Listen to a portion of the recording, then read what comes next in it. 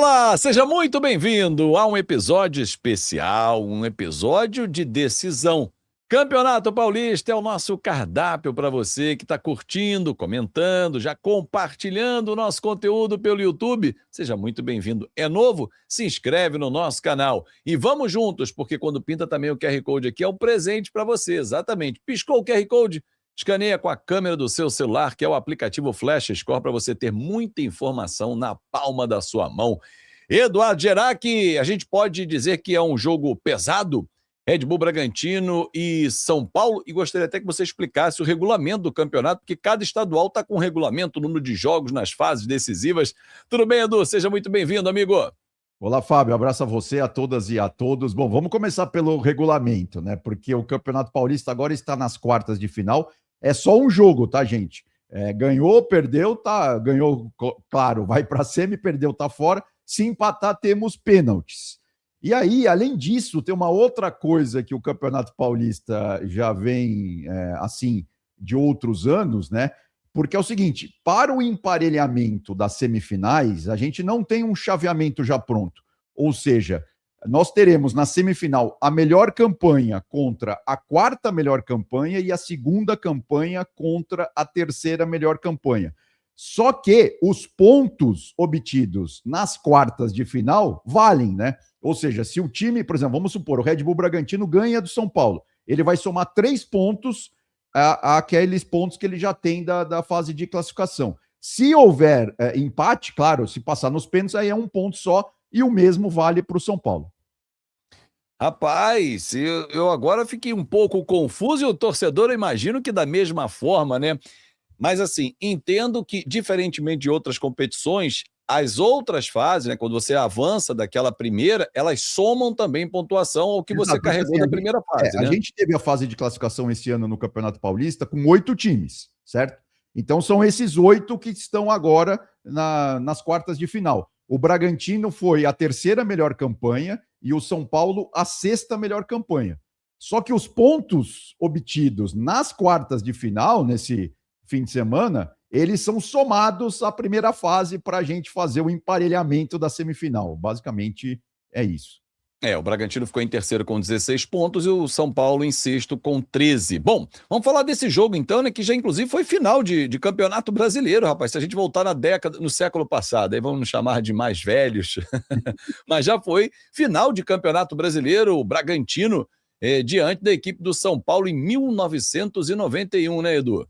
Exatamente, o Muro de Berlim tinha recém-caído, né? E, enfim, quando essas duas equipes disputaram o título do Campeonato Brasileiro, o título do Brasileirão.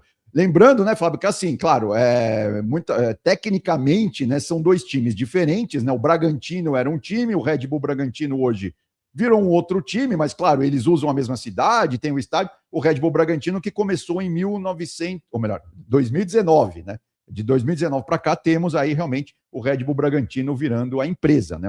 A empresa aí que comprou o Red Bull Bragantino. Antes disso era só Bragantino, massa bruta, e aí temos duelos interessantes, tal. Não só aquela final de campeonato brasileiro, lembrando que naquele ano o São Paulo era dirigido pelo Tele Santana, né? O São Paulo em 1991 ainda tinha o Tele no seu comando técnico. O Tele que essa semana foi ultrapassado pelo Abel.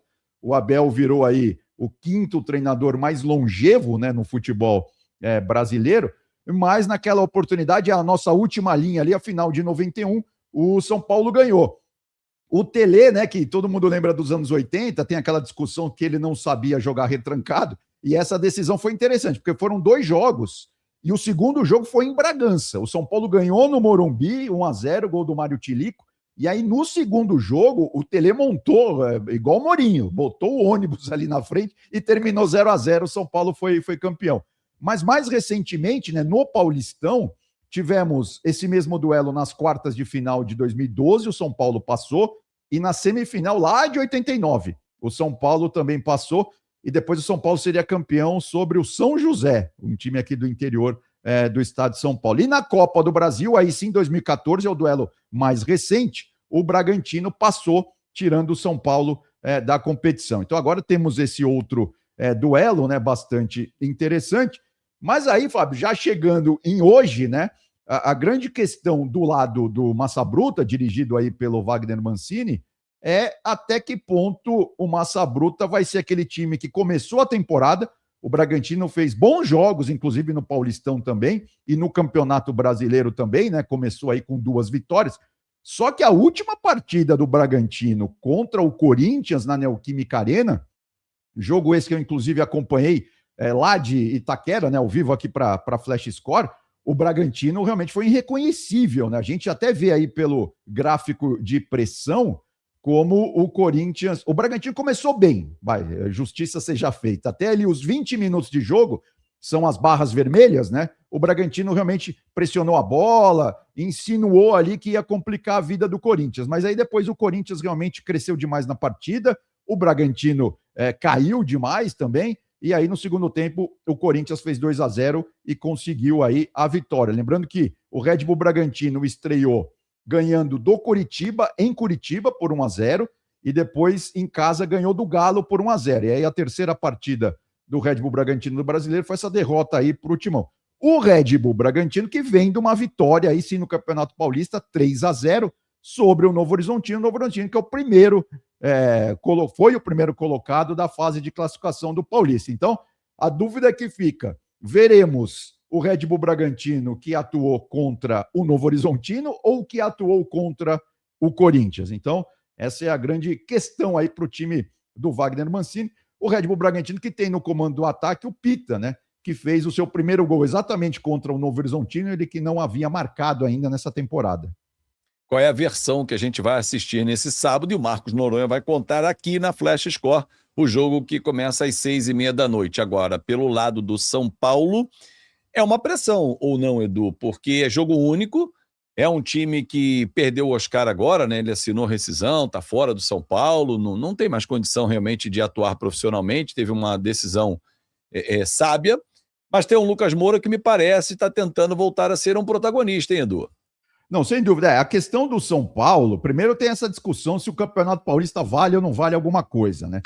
Vale. Pede para você ver se não vale. Então, exatamente. É a discussão que todo ano volta. E o próprio Crespo já deu a letra, né? Ele falou, ó, peguem as maiores rendas do São Paulo nesse ano. E as 2 maiores foram em jogos do Campeonato Paulista. Tudo bem. A gente sabe que o Campeonato Paulista está sendo disputado de fim de semana, o brasileiro durante o meio de semana, tem uma série de outros fatores aí. Mas, ou seja, ele quis dizer que o São Paulo vai levar a sério essa reta final do Campeonato Paulista. E aí tem uma outra questão, Fábio, porque o São Paulo até que vem fazendo boas partidas, né? A última partida, por exemplo, no Campeonato Brasileiro foi uma vitória muito boa sobre o Grêmio, jogando no Morumbi quase vazio, com menos de 18 mil pessoas. Mas o São Paulo tem um bom time, realmente o Crespo está conseguindo dar liga para esse time. O problema está sendo as peças de reposição. Então, se a gente puxar aí os minutos dos jogadores do São Paulo, eles estão jogando demais, tanto no Campeonato Paulista quanto no Campeonato Brasileiro. Eu puxei aqui os 5 que mais jogaram no Campeonato Paulista até aqui. O Marcos Antônio é o primeiro, aí com 578 minutos, né, em 7 jogos. O Alan Franco é o segundo, com 540 minutos em 6 jogos. O Luciano é o terceiro, 519 minutos em 8 jogos. Danielzinho, 512 em 7 jogos. E o Bobadilha, que até já se machucou nessa temporada, 479 minutos em 7 jogos. Ou seja, a questão no São Paulo realmente fica sendo essa, né? As peças de reposição.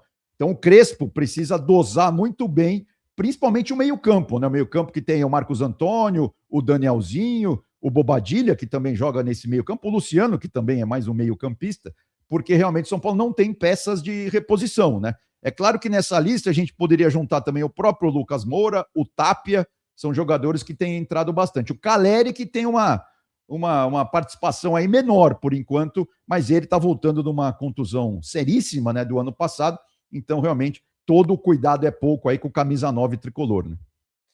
E aí essa minutagem é total controle da comissão técnica, que hoje tem tantos artifícios, tantos equipamentos à disposição, porque nesse sábado, Edu, é decisão.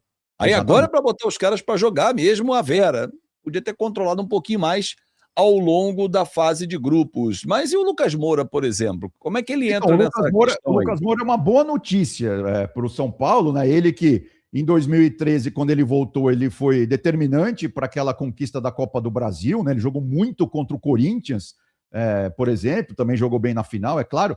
E agora ele teve um ano passado muito ruim, né? Com contusões, com uma série de problemas, não conseguiu ter uma sequência. Só que agora é uma boa notícia. Ele que contra o Grêmio, por exemplo, jogou realmente a melhor partida dele somados o ano passado, e esse sem sombra de dúvidas, né? A gente está vendo aí o mapa de calor dele, ele que joga mais pela meia esquerda ali do São Paulo, ele inclusive fez um dos gols, né? Deu passes importantes, ajudou a construir as jogadas do São Paulo, e é isso que o Lucas Moura precisa fazer no tricolor, né? Então, São Paulo, tendo o Lucas Moura de volta, sem dúvida alguma, o time do São Paulo muda um pouco de patamar, né? E ele é um jogador diferenciado. Por mais que tenha tido contusões graves, né? Mas ele é um jogador que pode fazer total diferença nesse grande confronto único, lembrando que é jogo único e empatou pênalti, não é isso, Edu? Exatamente, pênalti direto. Direto. E você vai acompanhar tudo aqui na Flash Score. Edu, forte abraço, até a próxima, amigo! Valeu, Fábio, abração, até mais. Valeu, e muito obrigado a você pela sua companhia. Não esqueça, pintou o QR Code aqui no cantinho para você escanear, é de graça, 0800, é muita informação na palma da sua mão, é o nosso aplicativo Flash Score para você ler o jogo como ninguém. Campeonato Paulista é decisão? É a Flash Score em campo. Tchau, tchau.